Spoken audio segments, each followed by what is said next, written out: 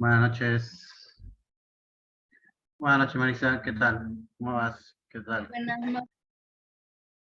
Listo. Iremos empezando la clase, ¿ya? Y ya en el transcurso de la clase, me imagino que los compañeros estarán uniendo, ¿ya? Sin más, Naiderín, te doy el pase para que puedas comenzar tu clase, ¿ya? Gracias, ahorita lo comparto.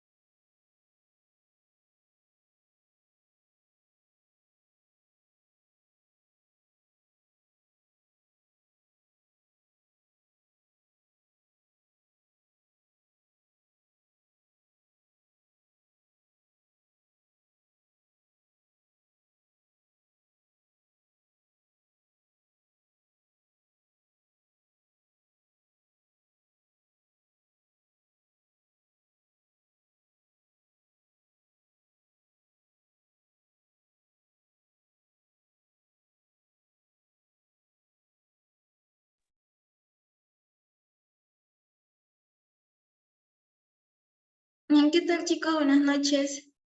Espero que hayan tenido un bonito día. Están ahí, ¿verdad? Están a todos atentos, ¿verdad? Maritza y Slim. Sí. Ok. Bien. El día de hoy vamos a tratar 2 puntos también acerca ya de la insuficiencia hepática, ¿ok? ¿Alguna tiene un poco de conocimiento o sabe más o menos de qué podría tratar la insuficiencia hepática?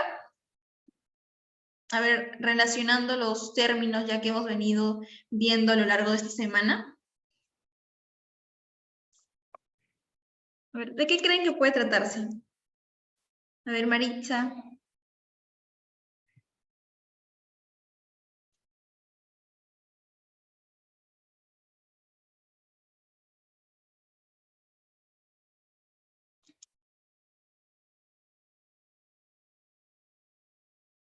A ver, chicos. ¿Ninguna idea? Aislinn, ¿tú más o menos sabes de qué podría tratar el tema?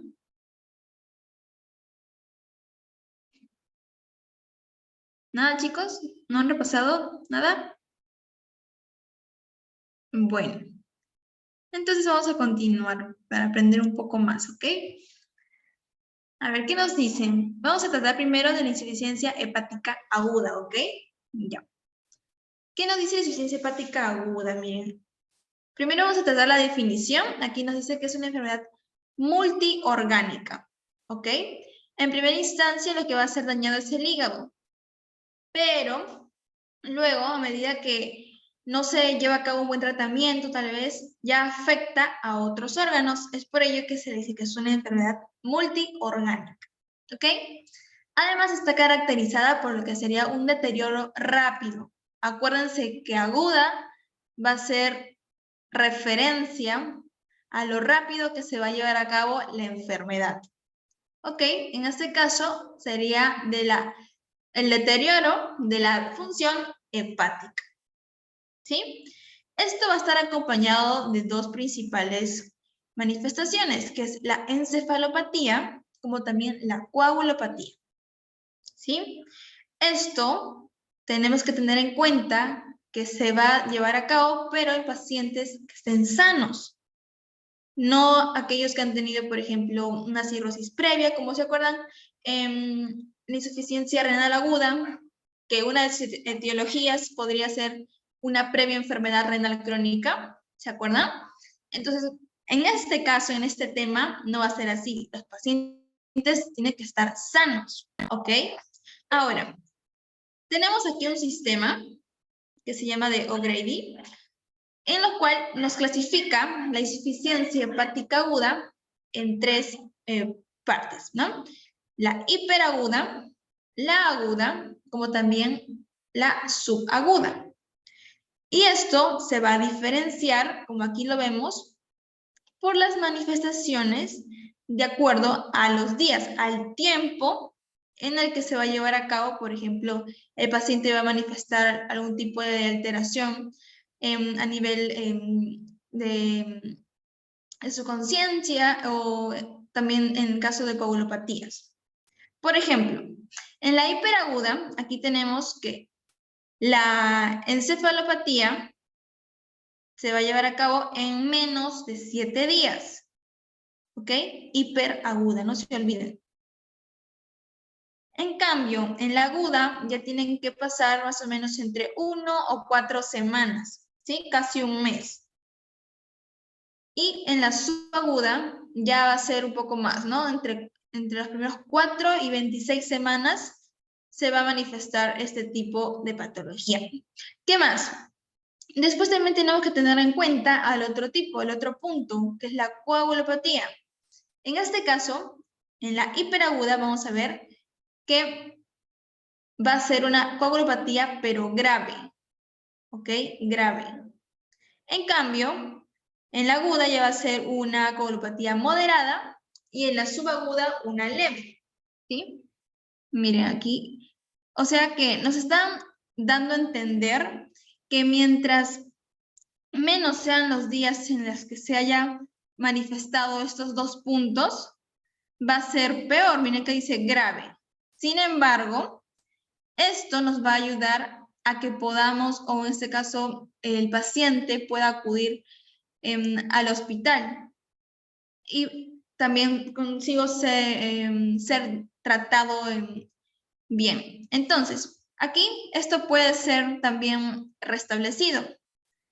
¿Qué etiología puede tener aquí? Principalmente una intoxicación por el paracetamol, ¿sí? Por este fármaco. Y en el caso de una coagulopatía moderada, ya en un estadio agudo, aquí la etiología va a ser viral por una hepatitis B o C. Aquí en este caso también de la etiología vamos a tener a lo que es la hepatitis A, ¿ok? Las dos principales. Y en la subaguda ya va a ser una idiosincrática, ¿sí? Ahora, o sea, esto quiere decir que va a ser cualquier otro tipo de fármaco diferente al paracetamol. Por ejemplo, pueden ser los antibióticos, ¿sí? Entonces, eso es básicamente de lo que estaría hablándose en el sistema OGREDI. ¿Ok? ¿Alguna duda hasta ahí? A ver, chicos. Leslie, Ángela. ¿Todo claro? ¿Continuamos? Maritza, ok.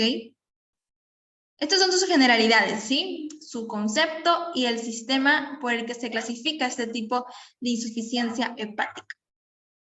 En este caso, la aguda, ¿ok? No se olviden, ¿ok? Encefalopatías y coagulopatías. Ok, vamos a continuar entonces. Bien, aquí ya vamos a tener las etiologías. ¿Qué nos dicen? Que estos 5 puntos van a ser los 80, o sea, el 80% más frecuente, ¿sí? Esa es bastante, los más conocidos. ¿Cómo lo estarían dividiendo aquí? Ay, perdón, en lo farmacológico, como también en lo no farmacológico, ¿sí? ¿Qué tenemos en lo farmacológico? Como mencionamos, tenemos al paracetamol. ¿Se acuerdan en que, de acuerdo al sistema anterior que vimos, a qué etiología pertenecía? ¿Se acuerdan, chicos? Chicos, a ver. Leslie, a ver, ¿estás ahí? ¿O Maritza? ¿Por qué tienen miedo a participar, chicos? Ok, ¿se olvidaron? ¿Sí? De la hiperaguda, ok. ¿Qué más tenemos? En lo farmacológico también tenemos a la idiosincrática. ¿A qué les dije que hacía referencia? A los antibióticos. Uy, ¿sí, Maritza? Ah. Ok, creo que fue casualidad. Entonces, En lo no farmacológico ya vamos a tener a las infecciones virales, como mencioné, hepatitis A, B o C. Y en la isquemia hepática, aquí ya puede deberse a otro tipo de situaciones, ¿no? Por ejemplo, en este caso por el bajo flujo sanguíneo, y es cuando ya el hígado, al no poder perfundirse bien en sus células, entonces aquí ya empezará a poder necrosarse, ¿sí? Esa va a ser su principal fisiopatología. Aquí también tenemos la hepatitis autoinmune. Aquí ya puede ser relacionado con el lupus eritematoso sistémico y también la artritis reumatoide, ¿sí? Con enfermedades autoinmunitarias. Bien, esos son los 5 puntos que vamos a tratar el día de hoy. ¿Alguna duda hasta ahí? ¿No, verdad? ¿O sí? Ok, entonces sigue, continuemos. Ya.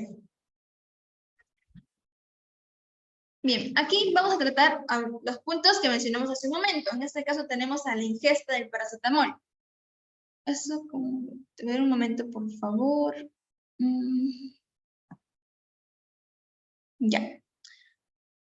Aquí podemos ver que en este caso representaría entre el 45 y 60% de los casos de insuficiencia hepática aguda. Miren, casi la mitad. ¿Sí? Y esto se puede ver a una falla en la ingesta, ya sea porque consumen por una sobredosis, ¿sí? Esto puede ser de casualidad o porque hay un fin, en este caso fines suicidas, ¿no? ¿Cuál es la dosis tóxica? A partir de 7 a 10 gramos al día, ¿ok? Creo que lo mínimo que se podría consumir son 4 gramos, entre 3 y 4 gramos, ¿sí? Ya va a ser tóxico este medicamento cuando ya sobrepasa de 7 a 10. O 6 gramos entre 24 y 48 horas. ¿Qué más tenemos aquí? Aquí también hay factores como la desnutrición. Tienen que presentarse esos factores para que esto se lleve a cabo.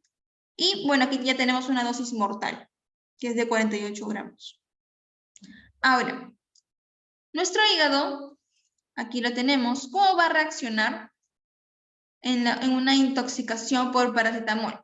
Bueno, en este caso tenemos que tener en cuenta que la primera causa de intoxicación medicamentosa y de insuficiencia hepática aguda va a ser debido al paracetamol. Esto a nivel mundial, ¿sí? Ya sea porque, bueno, todos en nuestra casa de repente tenemos este medicamento, lo tomamos porque nos duele la cabeza, algún tipo de dolor, y también es que se vende sin receta médica. Es por ello que es más fácil poder intoxicarse. En este caso, los pequeños pueden consumirlo de manera accidental, ¿sí? Ahora, aquí tenemos metabolismo. Tenemos 3 procesos. Aquí tenemos la sulfatación y también la glucuronización, ¿sí? Ahora, ¿qué pasa si hay una sobredosis? Lo que va a pasar es que estos 2 primeros procesos van a verse afectados y se van a saturar, ¿ok? ¿Y esto qué va a ocasionar? Ya que el metabolismo de oxidación, o sea, va a desviarlo, va a alterarlo. ¿Y cuál es el producto de esto? Va a generar esto, el NAPQI, que es el N-acetilp-benzoquinoinamida, ¿sí? Y este compuesto lo que va a hacer es conjugarse con el glutatión. Esto va a tratar de contrarrestarlo, sí, va a tratar de contrarrestarlo, pero va a llegar a su límite. Entonces, va a llegar un momento en el que se va a agotar. ¿Cuándo? Cuando ya hay mucha dosis, en este caso este fármaco, que es el paracetamol. Esto lo estaría produciendo el hígado, ¿sí? Ahora, luego, ¿qué va a pasar? Si el glutatión, este proceso que estaría contrarrestando el efecto de esta benzoquinoinamina, ya, lo que va a ocurrir es que se va a ir acumulando. Y esta acumulación, este almacenamiento, ¿qué nos va a llevar? A una necrosis centrolobulillar. ¿Sí? ¿Qué más? A ver, aquí tenemos algunos datos. En este caso de la dosis tóxica de la ingesta aguda es mayor de 2 miligramos en niños. Y entonces tenemos aquí entre 7.5 y 10 en adultos. ¿Sí? Eso es básicamente lo que sucedería en el hígado por una intoxicación por paracetamol. ¿Alguna pregunta hasta ahí? Chicos, ¿quieren que repita algo tal vez? ¿Maricha? Por favor. ¿Podría repetir? Sí, a ver, un momento por favor. Ya. Disculpe. A ver, ya. Aquí, esto es lo que quiero que tengan en cuenta, que como ya nombramos y hemos visto que una de las principales etiologías farmacológicas para que lleve a cabo esta insuficiencia hepática aguda es por intoxicación del paracetamol, ¿sí? Es por ello, miren aquí, representa entre el 45 y 60%, casi la mitad de todos los casos de insuficiencia hepática aguda. ¿Ok? Y esto, como dice, se puede ver a una falla en la ingesta del medicamento o para fines suicidas, ¿sí? Pueden consumir de más, ¿no? Por ejemplo, la sobredosis. ¿Ok? Más o menos, como dije, va a ser entre el límite o lo recomendado máximo va a ser entre 3 y 4 gramos, ¿sí? Al día. Entonces, una dosis tóxica ya va a ser si pasa entre 7 a 10 gramos al día o entre 6 gramos en 24 o 48 horas. ¿Sí? Eso va a ser una dosis ya tóxica. Pero esto tenemos que tener en cuenta a los factores, o sea, tienen que estar complementados para que pueda dañar mucho más al órgano que es el hígado. Y bueno, aquí también nos ponen una dosis mortal que ya es súper, súper elevada, ¿no? Pero tenemos que ver ahora cómo es que el hígado reacciona a esto. Aquí tenemos que nos dicen como dato que es una de las primeras causas de intoxicación medicamentosa en insuficiencia hepática aguda a nivel mundial, ¿sí? Como dije, por ejemplo, es que acceder a este fármaco es muy fácil, ¿no? Porque no nos piden una receta médica o de repente, como dije, nos duele la cabeza y pues la tomamos, o tal vez por accidente los niños pueden ingerirla, ¿no? Así como jugando pueden equivocarse que es un caramelo o algo así y pues ya nos estaría dando una dosis tóxica. En este caso para los niños es más de 200 miligramos por kilogramo. Ahora, aquí tenemos el metabolismo que va a seguir el paracetamol. ¿Ok? Tenemos 3. Estos dos primeros, que es la sulfatación y la glucuronización, lo que va a pasar es que pueden saturarse. ¿Por qué? Porque hay una alta dosis de este medicamento. Entonces, lo que va a llevar es a un desviamiento del metabolismo a una oxidación. Y cuando esto sucede, el producto lo que nos va a dar es una N-acetil-P-benzoquinoinamina, ¿sí? Esta sustancia, la cual se va a conjugar posteriormente con el glutatión que está siendo producido por el hígado, ¿ok? Y esto lo va a mantener, ¿no? Sin embargo, va a llegar a un punto que, como dije, ¿no? Hay una sobredosis. Ya no va a poder regularlo. ¿Y qué va a pasar? Se va a agotar. Y esto, lo que va a pasar es que se va a ir acumulando esta sustancia. ¿Sí? La NAPQI. No se olviden de esta porque incluso vino en el examen final del ciclo anterior. ¿Ok? Del presencial. Ahora, esto, como dije, se va a acumular. ¿Y qué nos va a llevar? A una necrosis.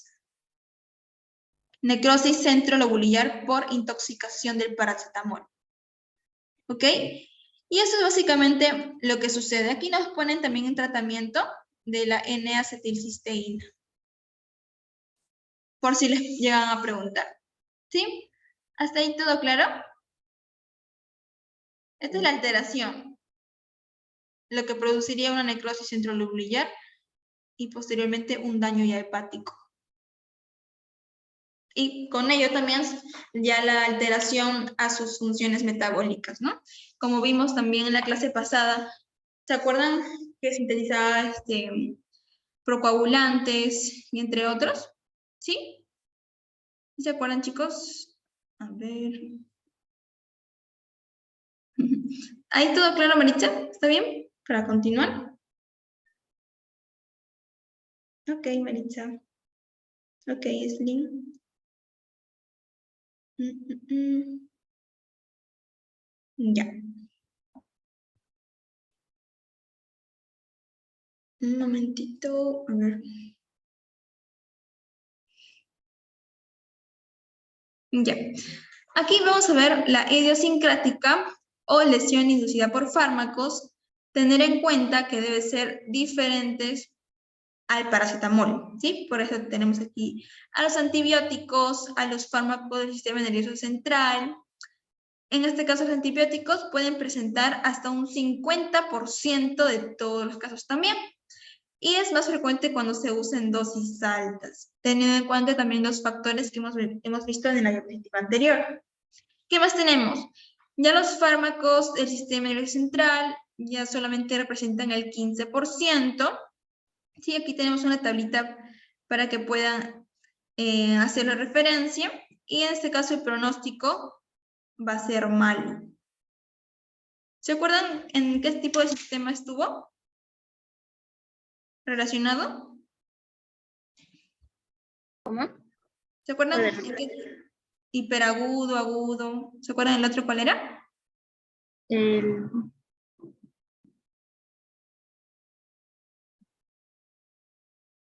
hiperagudo. ¿Hiperagudo era? Subaguda. A ver.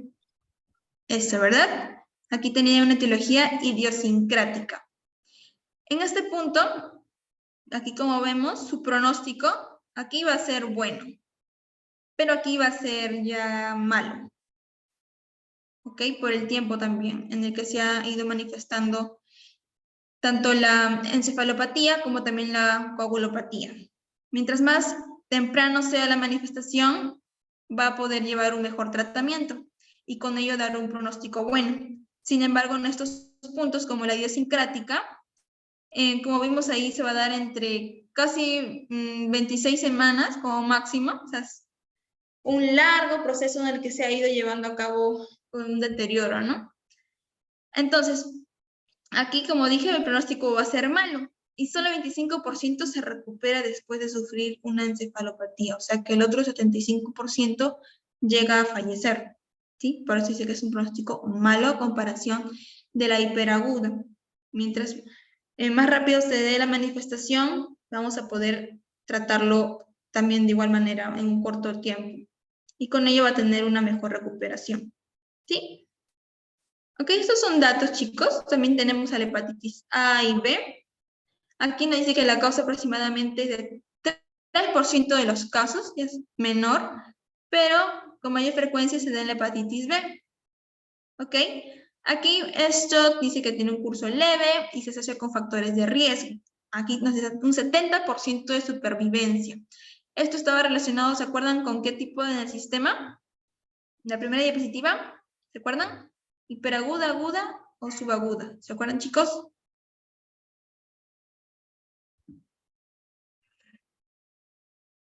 Chicos. Nombre 2, con el paracetamol. ¿Se acuerdan?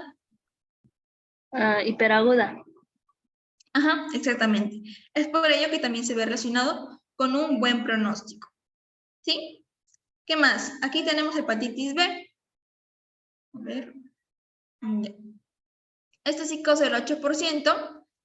De los casos de insuficiencia hepática aguda, su transmisión va a ser vertical, es decir, madre-hijo, parenteral, por ejemplo, por vías endovenosas, por ejemplo, ¿no? Y también de contacto sexual. ¿Ok? Estos son datos que tener en cuenta. En este caso, la hepatitis B estaba en el sistema agudo. ¿Sí? También tiene un pronóstico bueno, ¿sí? A comparación de lo que sería el subagudo. ¿Ok? Aquí tenemos también hepatitis B. Y ahora tenemos a los otros dos tipos de etiología. A ver, tenemos a la hepatitis autoinmune, que le dije que tenía que estar también relacionado con, por ejemplo, el lupus eritematoso sistémico o también la artritis reumatoide, ¿no? Que también son enfermedades autoinmunes. ¿Qué más? Esto nos dice que tiene la presencia de anticuerpos antinucleares, como también anticuerpos antimusculo liso. Este va a ser el más frecuente. Sí, no se olviden de esto porque esta fue una pregunta también del ENAM. ¿Ok? Entonces, aquí nos dice que se manifiesta con una insuficiencia hepática aguda o también puede ser subaguda. ¿Sí, chicos? Y frecuentemente es en las mujeres, así como lo es la mayoría de enfermedades autoinmunes. Y su pronóstico, eso es favorable. Aquí sí se va a requerir un trasplante.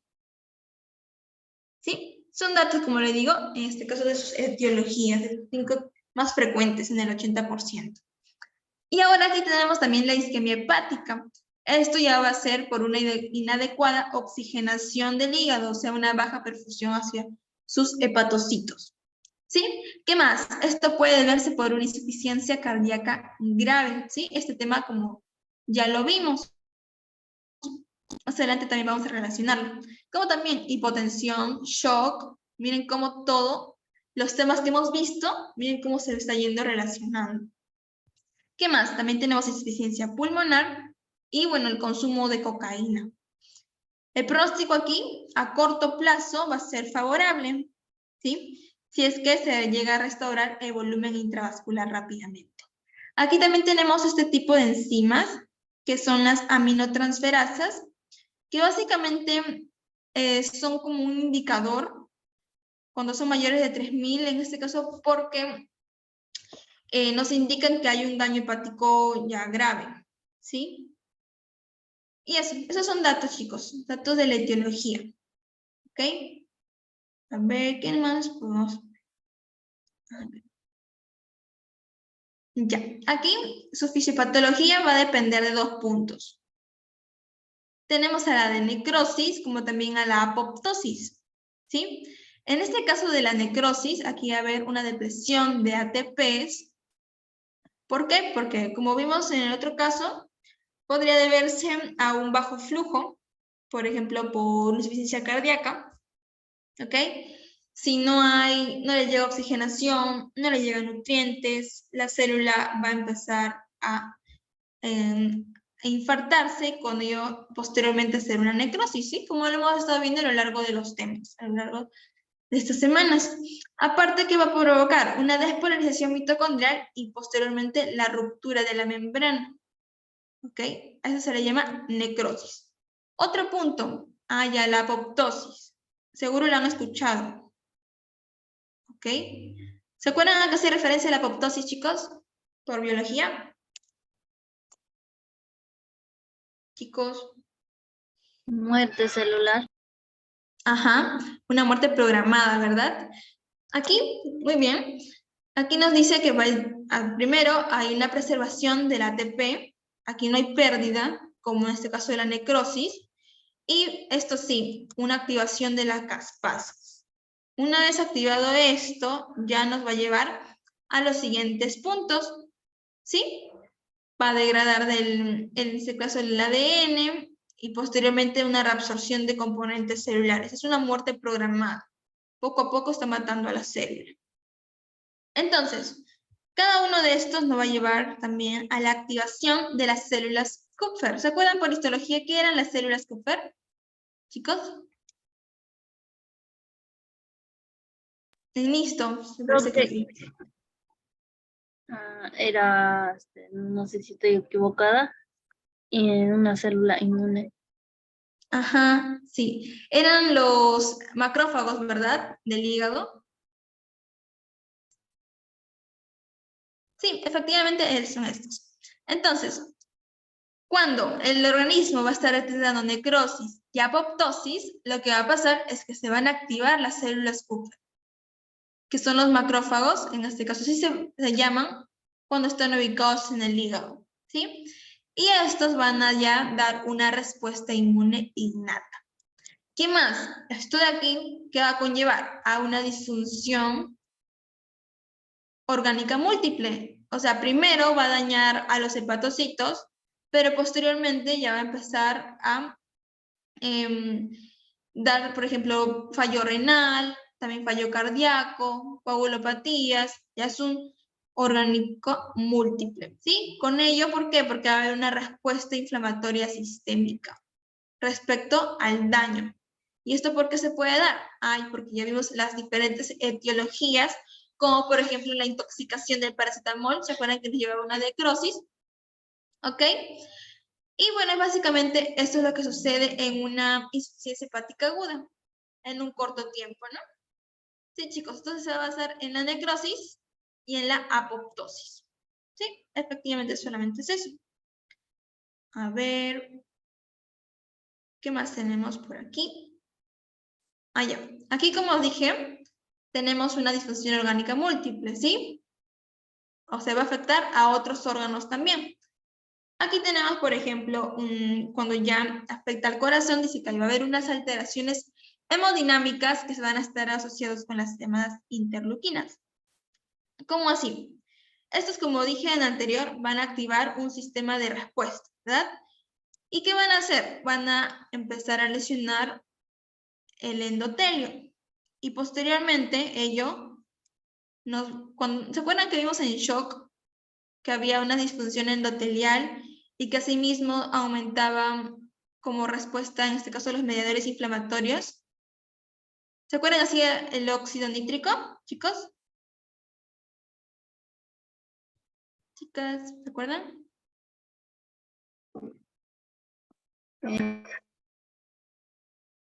Sí, Manita. A ver. ¿No se acuerdan? El óxido nítrico. Que ya lo mencionamos en casi todas las clases. A ver. Ajá, exactamente. Sí, no tengas miedo de decirlo. Exactamente, vasodilatación. Ok, entonces, ¿qué nos va a llevar a esto? Una disfunción microcirculatoria. Y posteriormente, cuando hay una vasodilatación, ¿se acuerdan que había una disminución de resistencia vascular periférica, verdad? Entonces, esto nos va a llevar también a un incremento del gasto cardíaco, ¿sí? Para compensarlo. Esto sucede a nivel del corazón. Pero, ¿qué va a suceder ahora a nivel renal? Ya, aquí a ver también alteraciones microcirculatorias. Miren, la necrosis tubular aguda. Lo que vimos, ¿se acuerdan? Espero que sí. ¿Qué más tenemos? El síndrome hepatorrenal, que también lo hemos visto ya en enfermedad renal crónica, y consigo también la insuficiencia renal. Miren cómo todos los temas que hemos venido viendo se empiezan a relacionar aquí también. Así es la fisiopatología, chicos, todo se va relacionando. Lo que afecta a un órgano posteriormente puede afectar a otro, ¿sí?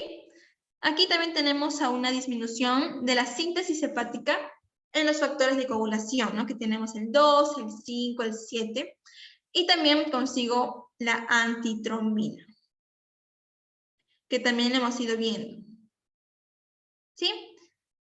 También aquí tenemos la depleción de grasa de la reserva muscular. Ahora, también una disminución de capacidades, eso es muy importante, pero vamos a detallarlo más adelante con unos cuadros. En este caso dice que la disminución va a haber una disminución en la gluconeogénesis y en la glucogenólisis, ¿ok? O sea que no vamos a poder liberar lo que sería la glucosa, porque hay una disminución en su capacidad. ¿Producto de qué? De una falla hepática. ¿Por qué? Porque no va a poder llevar a cabo sus funciones debido a las 5 etiologías que hemos estado nombrando. ¿Sí? ¿Alguna pregunta hasta ahí? ¿Sí, chicos? De acuerdo a estas etiologías que hemos estado viendo. Todas estas. Esas 5. Tanto farmacológicas como no farmacológicas. Acuérdense, entonces, de aguda hace referencia al rápido deterioro de las funciones hepáticas, ¿sí? Y que posteriormente, aquí como lo hemos visto, a ver, aquí, va a llevar a una disfunción orgánica múltiple, ¿ok? Va a afectar allá otros órganos. ¿Alguna pregunta hasta ahí, chicos? Chicos, ¿repito algo? A ver, Aislinn, ¿todo claro?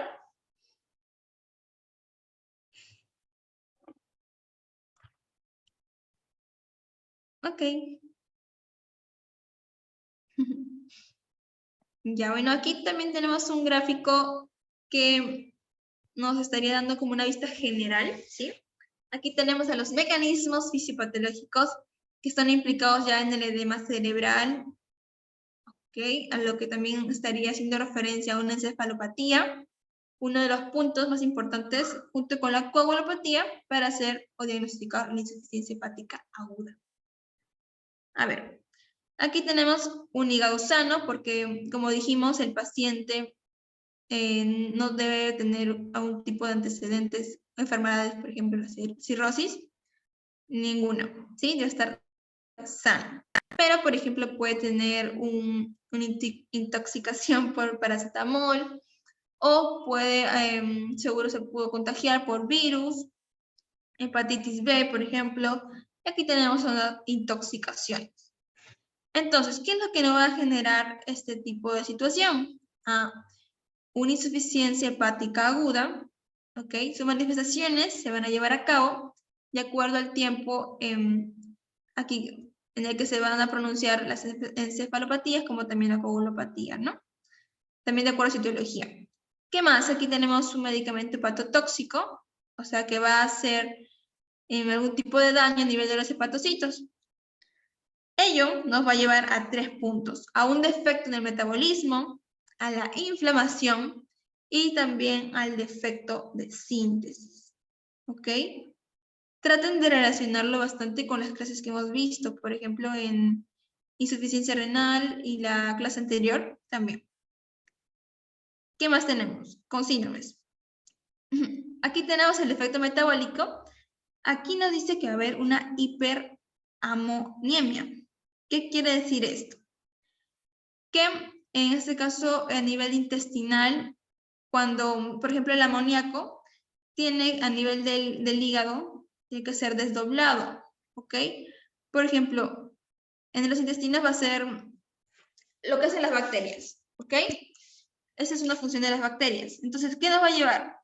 El amoníaco lo va a liberar en amonio y en urea. No, perdón. De amoníaco, las bacterias a nivel intestinal van a convertir el amoníaco en amonio. Y este amonio ya a nivel del hígado lo que va a convertirlo es en urea y glutamato, si no me equivoco. ¿Sí?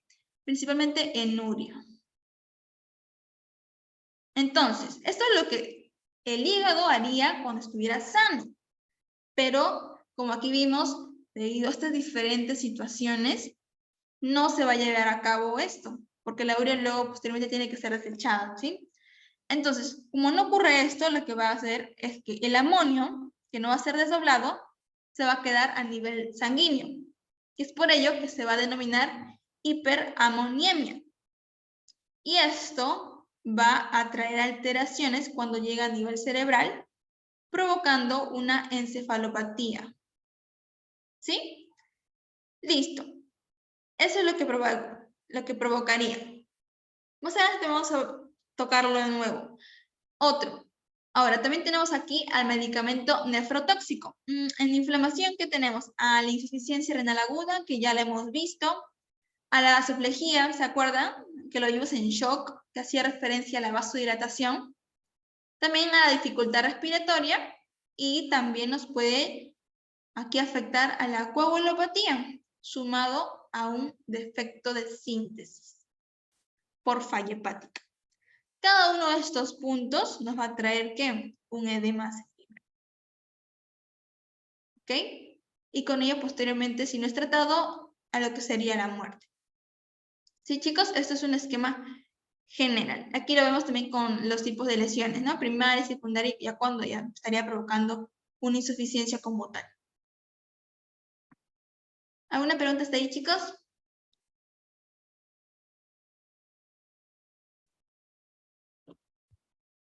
A ver. ¿Ninguna? Su like. Ok. Bueno, aquí también tenemos manifestaciones. Tener en cuenta también estas, porque a veces son preguntados en los exámenes o nos facilitan poder resolver un caso clínico para poder relacionarlo a la enfermedad. Bien, aquí hemos subrayado a la encefalopatía hepática como también a las coagulopatías. Todo ello debido a una falla hepática, producto de las etiologías que ya hemos visto, para intoxicación y paracetamol, puede ser contagiado por hepatitis, entre otros. Ahora, los principales, como dije, son estos dos, y el resto son para complementar cuando ya ocurre lo que sería un daño multiorgánico, ¿sí? Ahora, coagulopatía, ¿por qué sucede? Porque a nivel del hígado va a haber una baja capacidad de síntesis de factores que van a aportar a la coagulación, ¿ok? Y como dije, en el cerebro ya, ¿se acuerdan? El desdoblamiento, en este caso el amonio, seguiría en la sangre, llegaría a nivel cerebral y esto ya provocaría una intoxicación también, ¿no? Un daño. ¿Qué más? Corazón, también tenemos hipotensión arterial, como vimos, un aumento de la frecuencia cardíaca. Ahora, a nivel de riñón, ¿qué tenemos? Una insuficiencia renal. Eso también lo vimos en la parte de enfermedad renal crónica, la parte final, ¿sí? Revísenlo también. Y bueno, esos serían los puntos más importantes en las manifestaciones clínicas, ¿sí? Los que posiblemente lleguen a poner en un caso clínico. Bien, chicos, ¿alguna duda hasta ahí? Chicos, ver, Maritza.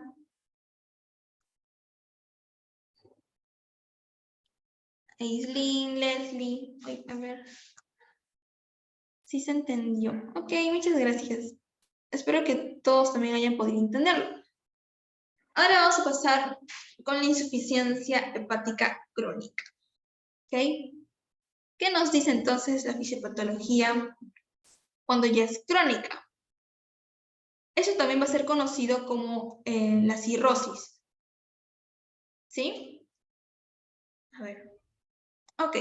Aquí vamos a poder entender, seguro muchas veces han escuchado o relacionado bastante a las personas que tienden a tomar mucho, en este caso alcohol, o tienden a tener una mala alimentación. Siempre están relacionándolo con problemas al hígado, ¿sí? Entonces, en esta parte vamos a entender cómo es que se lleva a cabo dicha alteración producto de los factores que acabo de nombrar. Entonces, empezamos con la definición, ¿sí? Entonces, aquí vemos que esto se va a definir como una alteración difusa del parénquima hepático. Miren cómo observamos al hígado, ¿ok? Dice que es una fibrosis hepática. Una fibrosis, acuérdense de esto, pero va a ser de tipo intensa. Además, va a tener áreas nodulares, estos nódulos regenerativos que también mencioné en la clase anterior, ¿sí? Ahora, estos se van a dar en los hepatocitos. Y como dije aquí, van a ser denominados como nódulos de regeneración. Aquí, como lo vemos, son como bultitos, como bolsitas. Esto así se ve en un hígado real, ¿sí? Esto es una imagen. ¿Qué más? Los nódulos creados por las bandas de fibrosis pueden variar en tamaño, ¿sí? Pueden ser micronódulos más chiquitos y macronódulos mucho más grandes, ¿no? De acuerdo a 3 milímetros, ¿ok? Entonces, es básicamente eso lo que quiero que entiendan, lo relacionen con una fibrosis. Y también quiero que tengan en cuenta lo que son los nódulos de regeneración, porque a medida que en este caso se pueden dañar, necrosar o hacer apoptosis estos hepatocitos, estos otros van a tratar, los fibrinógenos, si no me equivoco, van a tratar de ayudarlos a que se regeneren, y en el afán de estar ayudándolos van a provocar estas estructuras.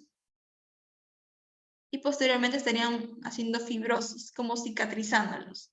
Producto también de un almacenamiento de colágeno, ¿sí? Los fibrinógenos. A ver, ¿alguna pregunta hasta ahí?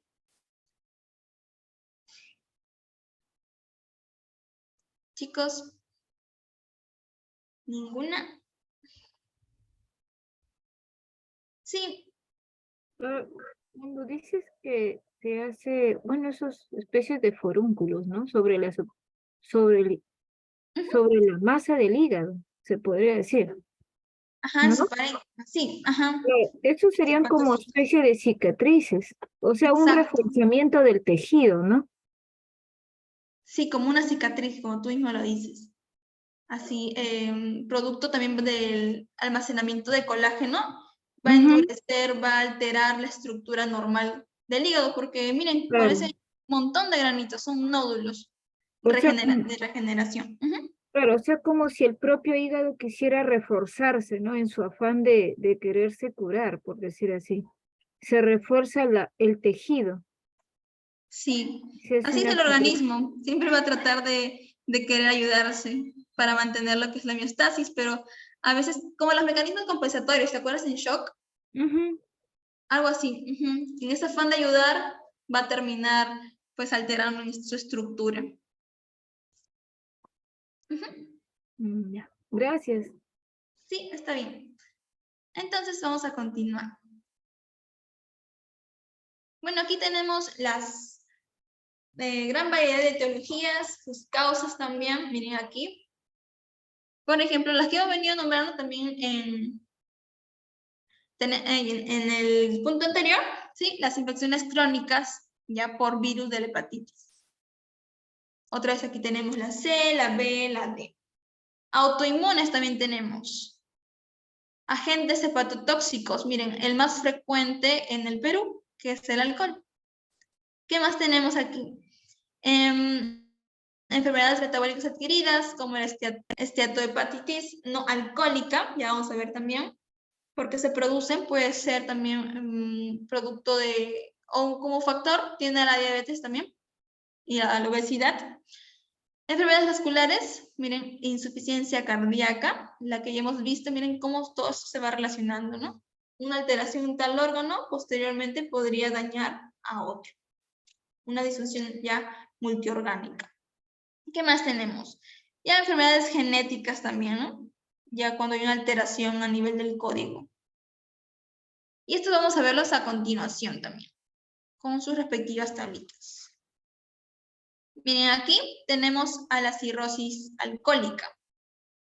A ver, primero tenemos que tener en cuenta que debe haber una gran cantidad de ingesta, o sea, que la persona, el paciente que está sufriendo estas manifestaciones, lo que tendría que haber hecho es que a lo largo de su vida haya tomado grandes cantidades de alcohol, y eso precisamente, ¿no?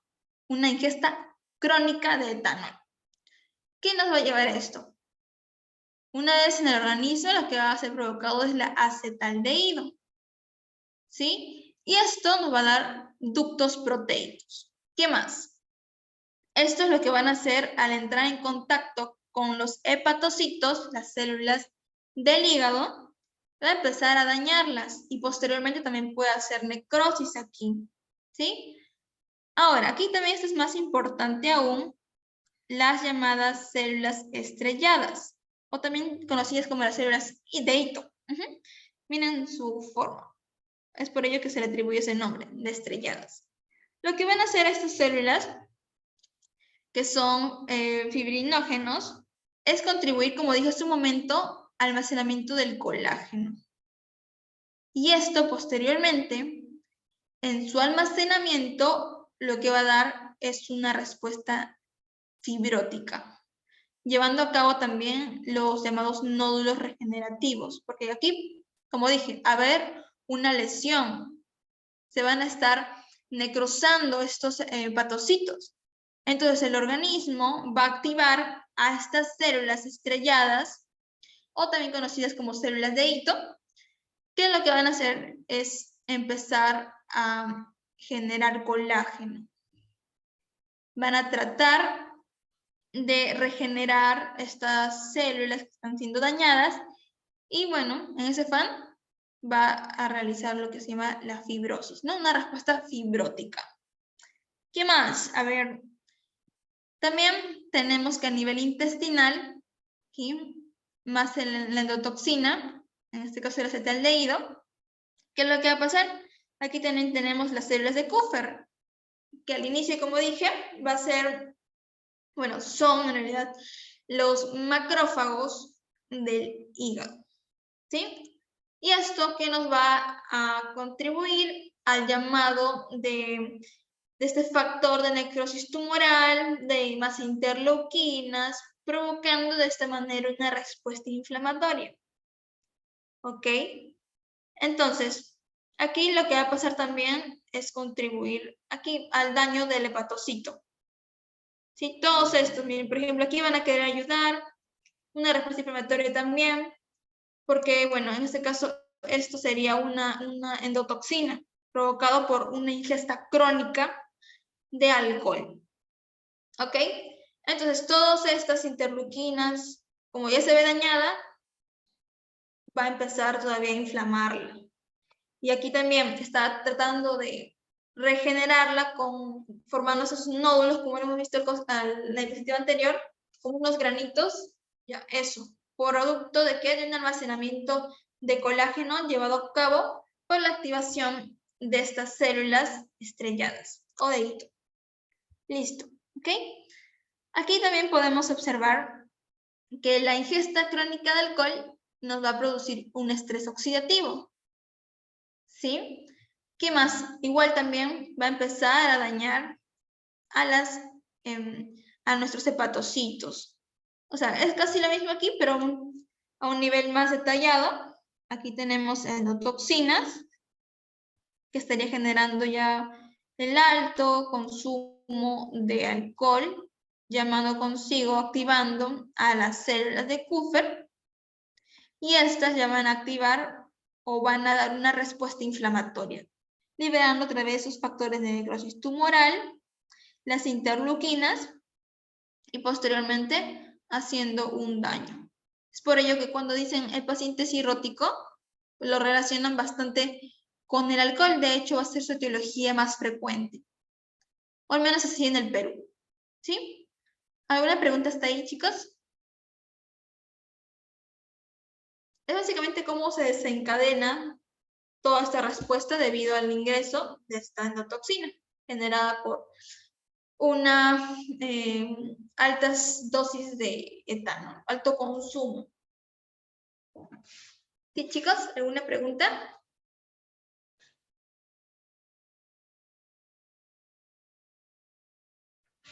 Chicos, ninguna. Continúo entonces. A ver, aquí también tenemos ya una cirrosis hepática, pero producto de una infección viral, tanto hepatitis B como también de hepatitis C. Aquí vamos a observar que el ingreso de este virus, lo que va a hacer es llevado a cabo, va a ingresar hacia los hepatocitos, se va a almacenar. ¿Ok? Y esto, el producto, lo que va a hacer, miren, aquí tenemos los antígenos. Se van a volver antígenos estas células. El antígeno de la hepatitis B, de la hepatitis C, ¿ok? Pero una cosa es que no es que tanto cuando ingrese el virus a la célula, ahí no es que se vaya a lesionar, sino va a ser un proceso del propio organismo que lo que va a hacer es, por ejemplo, eliminar esta célula infectada. Por eso dice que no hay lesión citopática. Lo que va a suceder aquí es que, como vemos aquí, se va a ver activado la CD8, que son las citotóxicas, que esto básicamente va a reconocer un antígeno que no pertenece al organismo y va a atacarlo. Producto de ello va a provocar una inflamación también. Pero no solamente eso, sino que aquí también va a haber los macrófagos, que en este caso serían las células de Kupffer, ¿sí? Ahora, lo que va a pasar aquí es que, bueno, en inmunología van a ver el proceso más detallado, pero los macrófagos van a intentar poder degradar esto en su interior, ¿sí? Va a tratar de comerse. Y posteriormente lo que van a hacer es llevarlo a las células presentadoras, para posteriormente estas también llevarlos a la CD8, para ya finalmente darle fin a esas células. ¿Ok? Es por ello que aquí nos dicen, las citoquinas inmunodepresoras también tenemos interleuquinas 10, y estas van a activar una citotoxicidad por también las natural killer, que van a hacer el mismo proceso, ¿no? Poder atacar a estas células que han sido infectadas. ¿Ok? ¿Qué más? También tenemos una diferente intensidad en respuestas. Obviamente la CD8 va a tener una mayor respuesta. En este caso va a eliminarla de frente. En cambio la CD4 primero va a tener, o sea, ella ahorita no va a poder, va a tener que pedir la ayuda a la CD8 también. ¿Sí? ¿Qué más también tenemos? Va a existir una tolerancia en los niños con infección crónica, que también pueden tener cirrosis o carcinomas, ¿no? Y bueno, aquí también tenemos que la destrucción de estos hepatocitos van a formar fibrosis. Es que todo la insuficiencia hepática crónica se va a deber a ello. O sea, el hígado de un paciente, que también, como dije, se va a relacionar a la cirrosis, o se va a conocer como tal, vamos a encontrarle como la imagen que vimos en la primera PPT, más o menos así, con sus sus nódulos regenerativos, producto de una fibrosis. Por ello le digo que tengan en cuenta este término junto con los nódulos. Entonces aquí va a haber base portal con puentes de fibrosis y bueno, y como dije, la formación de nódulos de regeneración. Cuando lean estos términos, ya, por ejemplo, en el examen, entonces ahí ya toda su información que tienen de insuficiencia hepática tienen que ir aquí, ¿sí? Cuando lean estos dos puntos, o también las etiologías, ¿ok? ¿Alguna pregunta hasta ahí?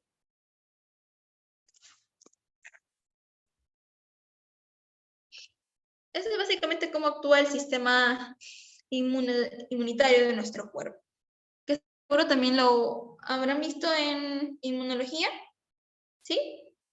¿Seguro han escuchado de estos? Chicos, ¿alguna pregunta hasta ahí? ¿Todo bien?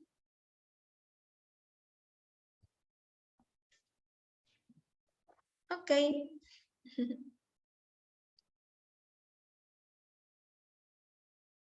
Ok, sigamos entonces.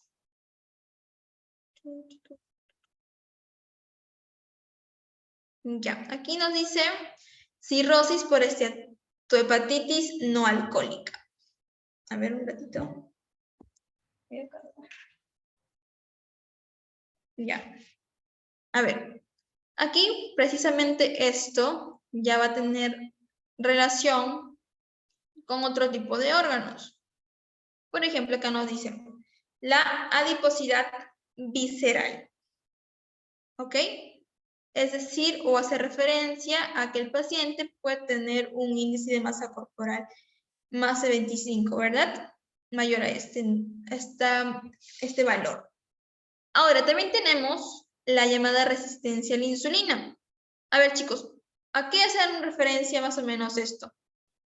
Seguro lo han escuchado en fisio.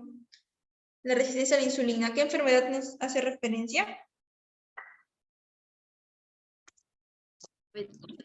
Diabetes. Ujú. Muy bien, exactamente. Entonces, lo que sucede aquí, bueno, seguro tienen un poco de conocimiento de diabetes. Me parece que también lo vamos a tratar con mayor detalle en estos días. Bueno, a grandes rasgos lo que sucede es que aquí tenemos a la célula que va a requerir de glucosa, pero para ello tiene que tener unos receptores e identificar a la insulina para que se abra como un canal e ingrese la glucosa para posteriormente entrar, bueno, al ciclo de Krebs y, bueno, conseguir sus ATPs, ¿sí? Sin embargo, cuando no sucede esto, cuando la insulina no se va a acoplar a su receptor, también tiene aquí un factor importante que es la obesidad. ¿Ok? Cuando no sucede esto, el canal de glucosa nunca se va a abrir. Por ello que se dice que es resistente a la insulina. ¿Ok? Y bueno, ya con eso sigue lo que sería la diabetes, ¿no? Pero el punto aquí importante es que si no ingresa glucosa para poder generar ATPs, el organismo no se va a quedar atrás y va a buscar de donde sea sustancias para poder llevar a cabo este proceso, ¿ok? Porque todo nuestro organismo necesita de ATPs. Sin este, ya vendrían otro tipo de alteraciones. Entonces, ¿qué va a hacer el hígado? Va a decir, bueno, no tenemos insulina, perdón, no tenemos glucosa. ¿De qué manera podemos generarlo? Generar ATPs. Ahí ya. Lo que va a ocurrir es una lipogénesis. ¿Ok? Va a haber un aporte hepático de ácidos grasos. Y con ello va a empezar a generar más lípidos, ¿sí? Una lipogénesis. ¿Qué más? Consigo mismo también va a haber un incremento intracelular, ¿ok? De los triglicéridos que también ya hemos venido escuchando. Y con ello esto se conoce una esteatosis. ¿Sí? ¿Esto qué nos va a llevar? A una activación de las especies reactivas de oxígeno, lo cual estaría provocando un estrés oxidativo. Aquí lo vemos. ¿Sí? Esto, como dije al inicio, aporte hepático de ácidos grasos no esterificables. ¿Sí? Aquí vemos los macrófagos, miren la adiposidad visceral resistente a la insulina, lo cual nos estaría aportando ello. Mayor ácidos grasos libres y con ello un mayor estrés oxidativo también. Entonces, lo que va a suceder aquí es una lipotoxicidad, lo que estaría induciéndonos otra vez a las citoquinas inflamatorias. Chicos, por eso tengan bien en claro aquellos conceptos que se van a llevar en inmuno, porque si se dan cuenta, miren, también la fisiopatología con inmunología están relacionadas, ¿sí? Como citoquinas, como interleuquinas, como factor de necrosis tumoral, como por ejemplo también el proceso que lleva a cabo en los macrófagos para poder eliminar aquellas células. Entonces todo eso, sí les pido que atiendan muy bien a su profesor, ¿ok? Para que puedan entender también esto, o se les haga más fácil. Listo, ¿qué más tenemos? Con ello, con la activación de mediadores inflamatorios, que va a traer una inflamación por endotoxinas intestinales. Y posteriormente, todo está llegando a una respuesta de reparación, ¿sí? Por los nódulos, y ya luego la llamada cicatrización, ¿no? La fibrosis, como lo mencionó uno de ustedes. Y bueno, básicamente eso es lo que sucede. Cuando es una cirrosis por esteatohepatitis, pero no alcohólica, porque a veces el paciente, bueno, se le puede ver el hígado como hemos visto en la imagen, pero el paciente dice que nunca ha tomado ni tampoco se ha infectado con algún tipo de virus. Entonces ya más o menos lo podemos relacionar también a su, en este caso, a su factor alimenticio, ¿no? Porque el paciente aquí dice que tiene una elevada adiposidad visceral, lo cual también es un factor importante en la diabetes. Y aquí también tiene que ver mucho con eso, ¿no? Como ya les expliqué en esta parte, que quiero que la entiendan muy bien, porque básicamente lo que empieza a desencadenar todo ello y finalmente pues afectando al hígado. ¿Sí? ¿Alguna pregunta hasta ahí, chicos? ¿Quieren que repita algo?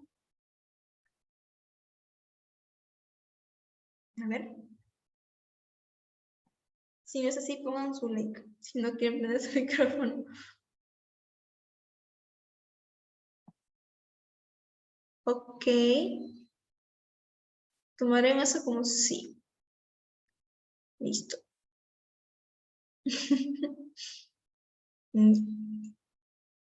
¿Qué más tenemos por aquí? Ah, ya. Aquí ya tenemos otro órgano que se ha visto, ¿cómo diría? A ver, se ha visto afectado, producto de una falla hepática, ¿sí? A esto se le va a conocer como una cirrosis cardíaca. Y bueno, nosotros ya hemos visto lo que sería una insuficiencia cardíaca derecha, que producto de que unas principales etiologías, ¿se acuerdan? De la insuficiencia cardíaca derecha. ¿Se acuerdan cuál era? La más frecuente o frecuente. Cuando hemos visto insuficiencia, chicos. ¿No se acuerdan, chicos?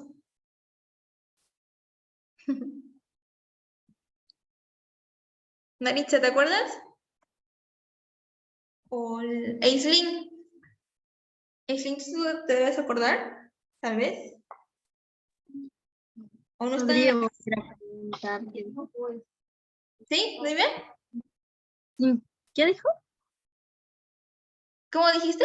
O sea, ¿cuál era la causa más frecuente que provocaba la insuficiencia cardíaca derecha? No. ¿No acuerdan, chicos? Era la insuficiencia cardíaca izquierda. ¿No se acuerdan? A ver, vamos a hacer un repaso también relacionado con este tipo de enfermedad. ¿Qué es lo que sucede aquí? Por ejemplo, aquí dice insuficiencia cardíaca derecha, que por ejemplo aquí puede haber ya un infarto, ¿no? Lo que era una congestión, ¿verdad? Porque no se le estaría expulsando correctamente la sangre. Y esto a nivel, bueno, aquí tenemos las venas pulmonares, aquí al pulmón, ¿ok? Lo cual estaría regresando también. Entonces, aquí va a haber una congestión. Aquí por aquí debe estar la arteria pulmonar. Esta. Ok. Entonces, aquí va a haber una congestión. ¿Y se acuerdan la sangre de cómo iba? ¿De mayor a menor presión o de menor a mayor presión? ¿Cómo iba, chicos? ¿Se acuerdan? ¿Cómo fluía la sangre?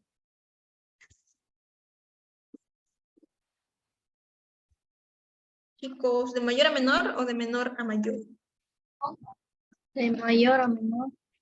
Ajá, muy bien. De mayor a menor. Muy bien, exactamente.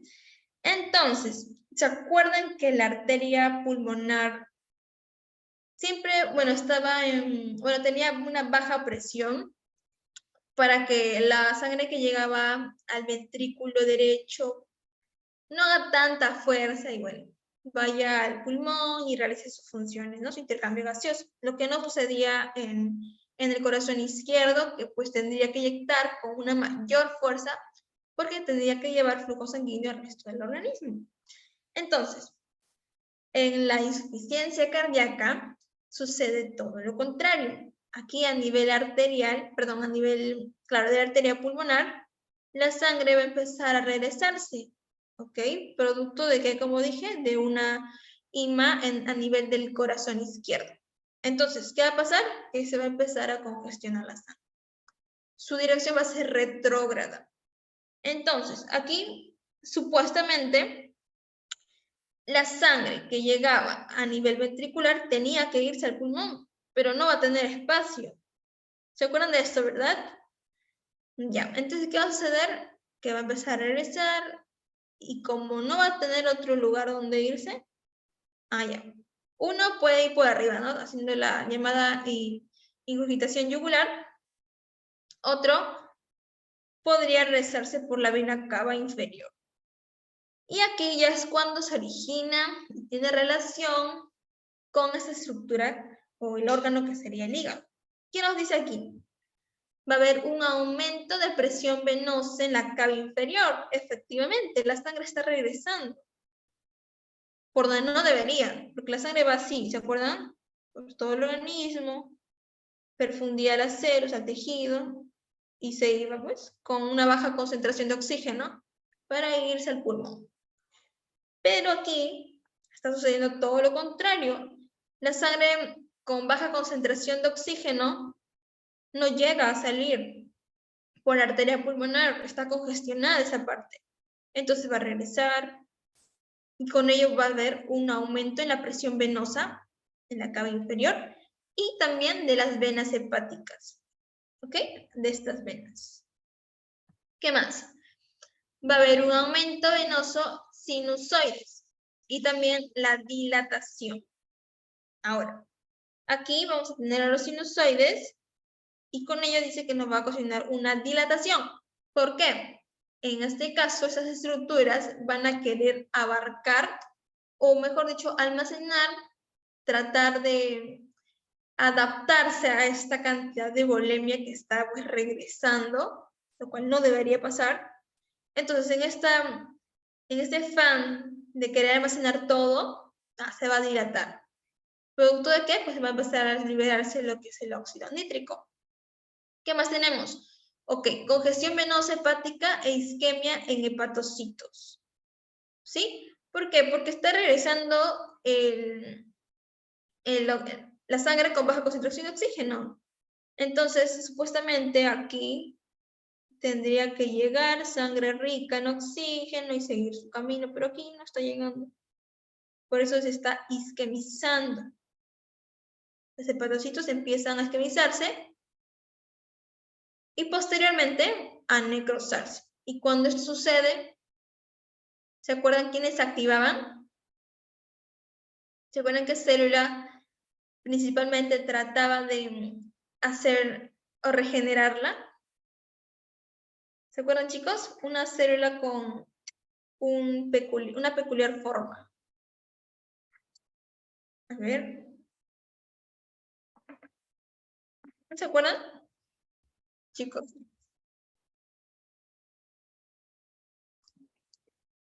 Esta célula lo que hacía era formar colágeno para poder ayudar a regenerar estas células que se estaban perdiendo, fallando. ¿Cuál?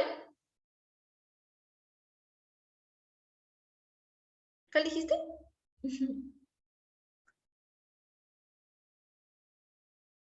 Bueno. Imaginaré que has dicho célula estrellada.